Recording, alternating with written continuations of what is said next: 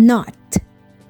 And ought not this woman, a daughter of Abraham, whom Satan bound for 18 years, be loosed from his bond on the Sabbath day? Luke chapter 13, verse 16. Friday of the second week of Lent.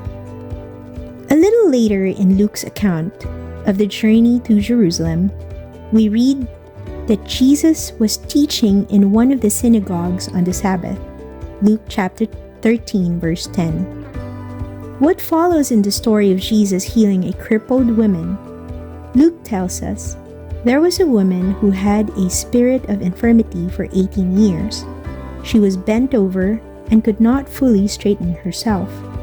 And when Jesus saw her, he called her and said to her, "Woman, you are freed from your infirmity." And he laid his hands upon her, and immediately she was made straight, and she praised God. Luke chapter 13, verses 11 to 13. What happens next is unexpected. Most people would greet such an outpouring of mercy and healing with awe and wonder. But this healing provokes anger. Luke writes that the ruler of the synagogue, indignant because Jesus had healed on the Sabbath, said to the people, "There are 6 days on which work ought to be done. Come on those days and be healed, and not on the Sabbath day." Then the Lord answered him, "You hypocrites! Does not each of you on the Sabbath untie his ox or his donkey from the manger and lead it away to water it? And ought not this woman, a daughter of Abraham, whom Satan bound for 18 years, be loosed from this bond on Sabbath day?" Luke chapter 13, verses 14 to 16. Jesus' love is so fierce that he refuses to be bound by anyone or anything. Jesus' love brings hope and healing.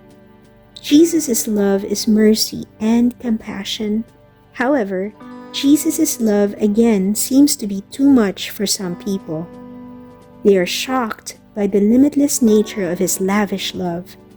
We read that the ruler of the synagogue becomes indignant.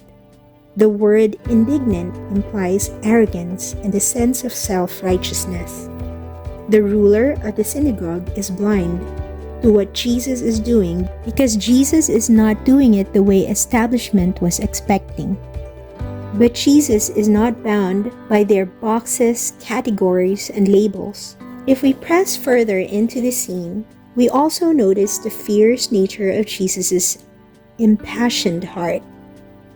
Jesus calls out the hypocrisy of those who are blind to him. Doing so sends a signal to those in leadership, but also to those on the fringe, those who have been judged by the religious authorities. Jesus will not be bound by anyone or anything. Jesus will not be stopped by those who are afraid. He will not be prevented from accomplishing the end for which he came, to restore all humanity to communion with God. Nothing will stop him. He will not be stopped. For your prayer, stay here for an additional 10 minutes. Today, pray with Luke chapter 13, verse 10 to 17. Be present in the scene. Be there with Jesus. Ask the Holy Spirit to help you experience the synagogue. Imagine the scene unfolding as it does in the Bible. But imagine that you are there too. Be with Jesus and feel the intensity of his love.